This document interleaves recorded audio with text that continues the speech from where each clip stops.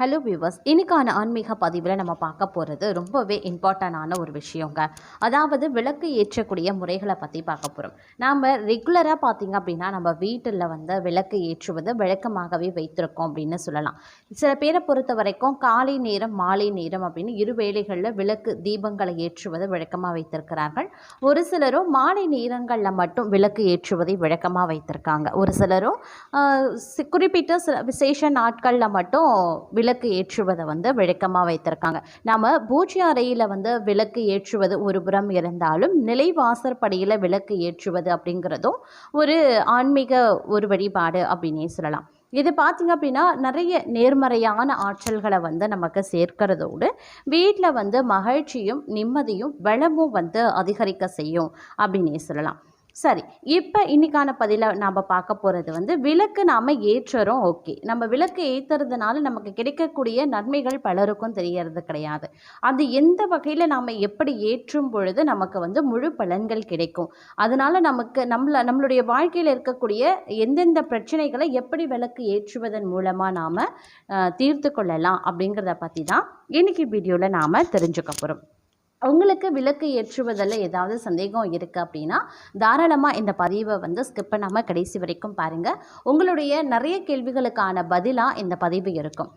So வீடியோக்குள்ளே போகிறதுக்கு முன்னாடி இது வரைக்கும் நீங்கள் நம்ம சேனலை சப்ஸ்கிரைப் பண்ணலை அப்படின்னா உடனே சப்ஸ்கிரைப் பண்ணிக்கோங்க.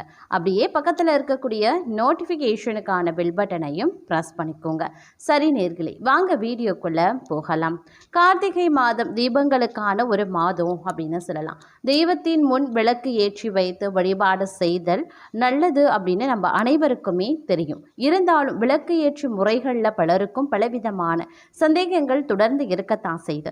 எந்த நாளில் விளக்கு ஏற்றலாம் அப்படிங்கிறதுல துவங்கி அதற்குண்டான நேரம், திசை, திரி, எண்ணெய் அப்படின்னு அனைத்துலேயுமே பலவிதமான சந்தேகங்கள் இருக்கிறது.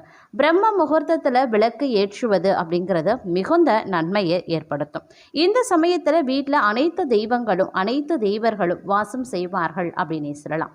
சரி, இப்போ நாம விளக்கு ஏற்ற உகந்த நேரம் எது அப்படிங்கிறத பார்த்துக்கலாம். பிரம்ம முகூர்த்தத்தில் விளக்கு ஏற்றுவது ரொம்ப ரொம்ப நல்லதுங்க.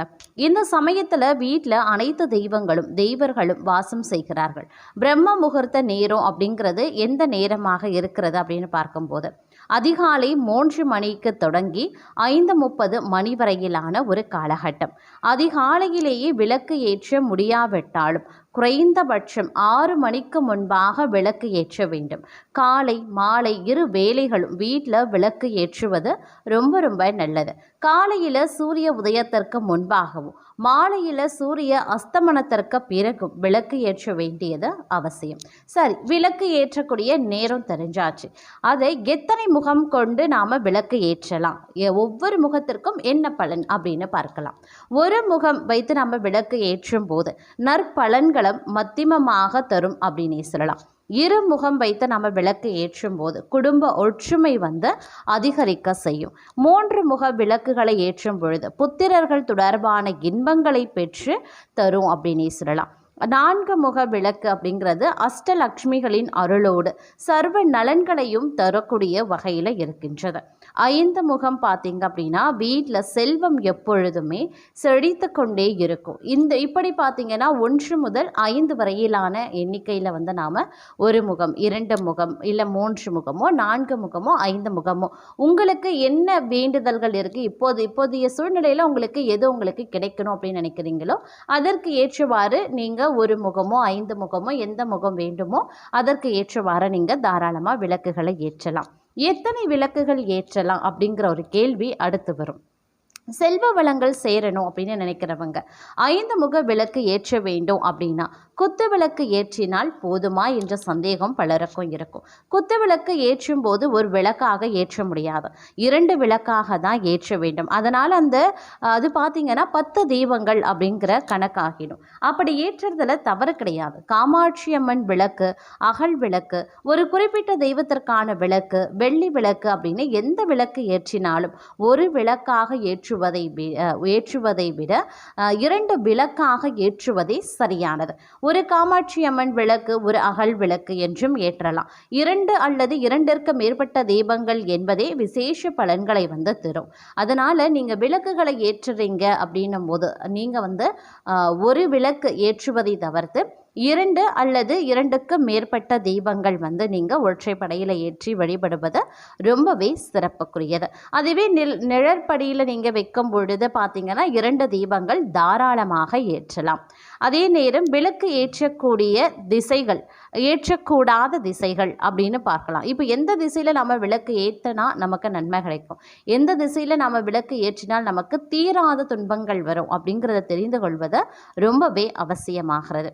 அதாவது கிழக்கு முகம் பார்த்து நாம் கிழக்கு திசை பார்த்து ஏற்றும் பொழுது துன்பங்கள் அனைத்துமே நீங்க பெறுவீங்க அப்படின்னு சொல்லலாம். மேற்கு திசை நோக்கி நீங்கள் தீபங்கள் ஏற்றும் பொழுது கடன்களையும் தோஷங்களையும் நீக்கக்கூடிய வல்லமை பெறுவீர்கள். வடக்கு திசை நோக்கி நீங்கள் தீபத்தை ஏற்றும் பொழுது செல்வம், ஞானம், அறிவு ஆகியவற்றை வளர்க்கக்கூடிய ஒரு திசையாக இருக்கிறது. அதே மாதிரி தெற்கு திசை நோக்கி தீபம் ஏற்றவே கூடாதுங்க. அதை மனதில் வைத்துக்கொள்ளுங்க. அதாவது கிழக்கு, மேற்கு, வடக்கு திசை நோக்கி நீங்கள் தீபங்களை ஏற்றலாம். எக்காரணத்தை கொண்டும் தெற்கு திசை நோக்கி நீங்கள் தீபத்தை ஏற்றக்கூடாது.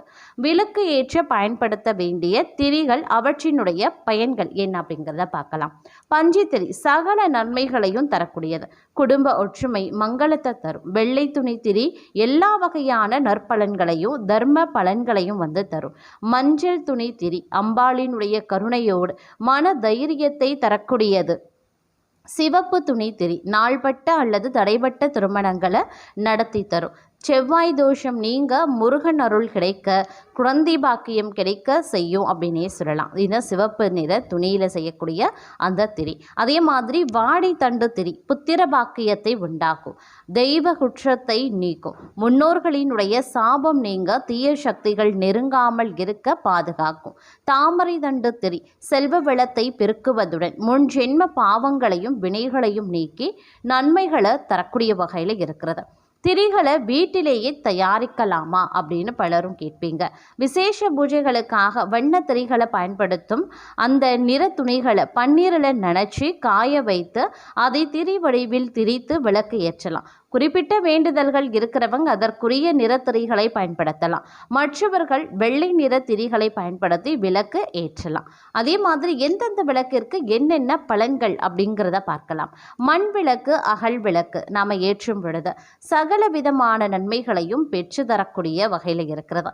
வெண்கல விளக்கு தோஷத்தை போக்கி ஆரோக்கியத்தை மேம்படுத்தும். செம்பு விளக்கு மனதில் அமைதியையும் வீட்டில் அமைதியான சூழ்நிலையையும் ஏற்படுத்தும்.